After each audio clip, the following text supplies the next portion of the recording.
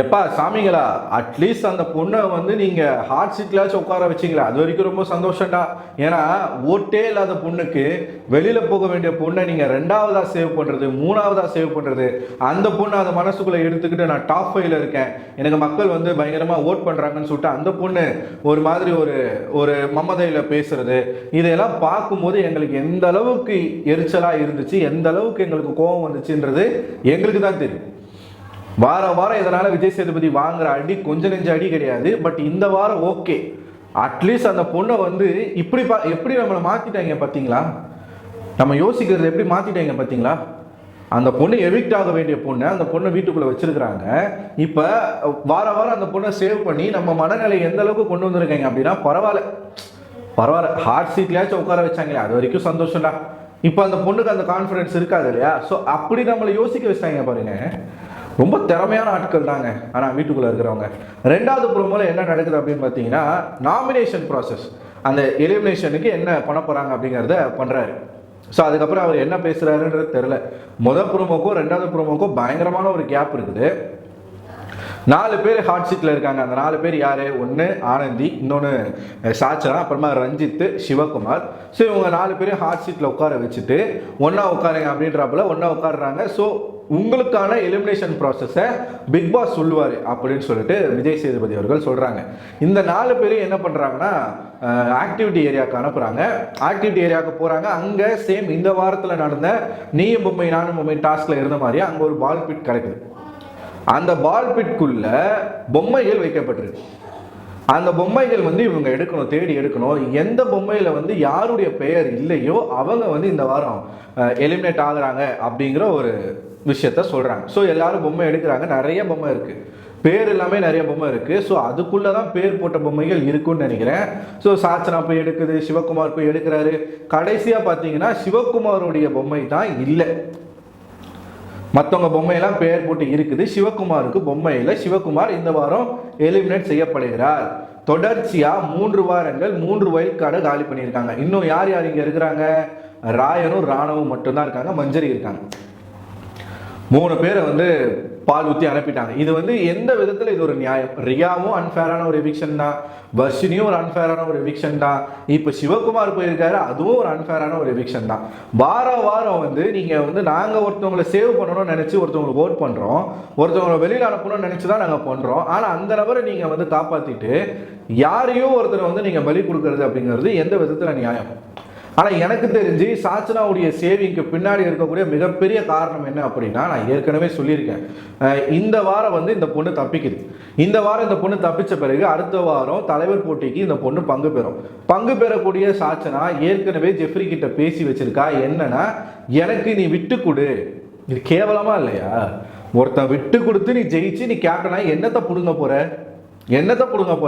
Jeffrey கிட்ட அவன் பாருங்க லூசு பயலா இருக்கிறான். ஜெஃப்ரி கிட்ட போய் இந்த பொண்ணு பேசியிருக்கு, உனக்கு தான் நாமினேஷன் ஃப்ரீ பாஸ் கிடைச்சிருச்சுல, இது வரைக்கும் எனக்கு எதுவுமே கிடைச்சதில்லை.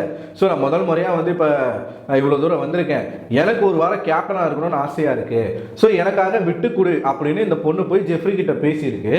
அவனும் வந்து சரின்னு சொல்லிட்டு வந்திருக்கான். இதை வந்து ஜாக்லின் கிட்ட சொல்லியிருக்காப்புல, அருண் கிட்ட சொல்லியிருக்காப்புல. அவங்க எல்லாருமே வந்து அது அவனுடைய விருப்பம், நம்ம என்ன சொல்ல முடியுன்ற மாதிரி இருக்கிறாங்க. அது தப்பு. ஜெஃப்ரியை வந்து பெஸ்ட் பர்ஃபார்மராக தேர்வு செஞ்ச அந்த 10 பேருக்கு ஜெஃப்ரி வந்து என்ன பதில் சொல்லுவார்? அப்படி ஒரு விஷயம் இருக்கு இல்லையா? இது வந்து டீட்டெயிலாக இன்னொரு வீடியோவில் கூட நம்ம பேசுவோம். ஸோ இப்படி நடக்குது. அந்த பொண்ணு அடுத்த வாரம் வந்து ஜெஃப்ரி விட்டு கொடுக்க தலைவராகும். தலைவராகி என்ன பண்ணும்? பயங்கரமான ஆட்டம் போடும், எல்லாருக்கிட்டையும் வச்சு செய்யும். நிறைய கண்டென்ட் ஆனால் அடுத்த வாரம் இருக்குது கேப்டனால. அந்த பொண்ணுக்குன்னு ஒரு விஷயம் வந்து கட் பண்ணுறதுக்கோ எதுக்கோ கொடுப்பாங்க இல்லையா? அப்போ வந்து யாரெல்லாம் என்ன செய்ய போகிறாங்கன்றதுலாம் அப்போ நம்ம பார்க்கணும். அருண் இருக்காப்புல, அருண் வருவாப்புல, அதுக்கப்புறம் தீபக் வருவாப்புல, கேர்ள்ஸ் டீமில் மஞ்சரியா யாருன்னா வருவாங்க. யார் கூட அவருக்கு பிரச்சனை இருக்குன்னு தெரில, மேபி சௌந்தர்யா வரலாம். ஸோ இப்படி ஒரு விஷயம் நடக்கும். அதுக்கடுத்த வாரம் தான் நாமினேஷன் ப்ராசஸில் சாச்சனா வர்றதுக்கான வாய்ப்புகள் இருக்குது. அதுக்கடுத்த வாரமும் சாச்சனா அவர்கள் காப்பாற்றப்படுவார்கள். ஏன்னா லிஸ்ட்ல யார் இருக்கா? ரஞ்சித் இருக்காப்புல, ஆனந்த் இருக்காங்க, தர்ஷிகா இருக்காங்க. இவங்கெல்லாம் போன பிறகு தான் சாச்சனா போகும். அதுக்குள்ளே என்ன வந்துடும்? ஃபேமிலி ரவுண்டு வந்துடும். ஸோ ஃபேமிலி ரவுண்டில் சாச்சனாவுடைய பெற்றோர்களோ இல்லை சாச்சனாவுடைய அக்காவோ வருவதற்கான வாய்ப்புகள் இருக்குது. இதுதான் இவங்களுடைய பிளான். இதுதான் விஜய் டிவி போட்டிருக்க பிளான். ஸோ ஃபேமிலி ரவுண்டு வச்சு பிறகு தான் சாச்சனா வெளியே போகிறதுக்கான வாய்ப்புகள் இருக்கு. ஏன்? டிஆர்பி. இந்த பொண்ணு இருக்கிற வரைக்கும் ஆல்ரெடி ஜூலியை விட மோசமான ஒரு கேர்ள்னா அது சாச்சனா தான் அப்படின்ற ஒரு பேர் வாங்கிருச்சு.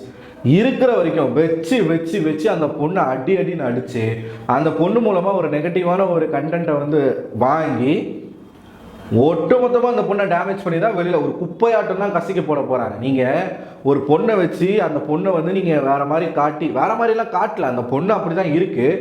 பட் அந்த பொண்ணை அனுப்பாமல் இன்னும் மேலும் மேலே வச்சு வச்சு வச்சு அந்த பொண்ணு வந்து தன்னுடைய சுயரூபத்தை காட்டுறது மூலமாக ஒரு பொண்ணுடைய வாழ்க்கையை நீங்கள் ஸ்பாயில் பண்ணுறீங்கன்றது விஜய் டிவிக்கோ என்டமாவுக்கோ பிக் பாஸ் டீமுக்கோ தெரியுமா தெரியாதா?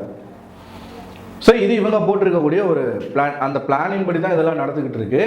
ஸோ எனக்கு வந்து ஜெஃப்ரி விட்டு கொடுத்து இந்த பொண்ணு இதெல்லாம் கேட்கணும்.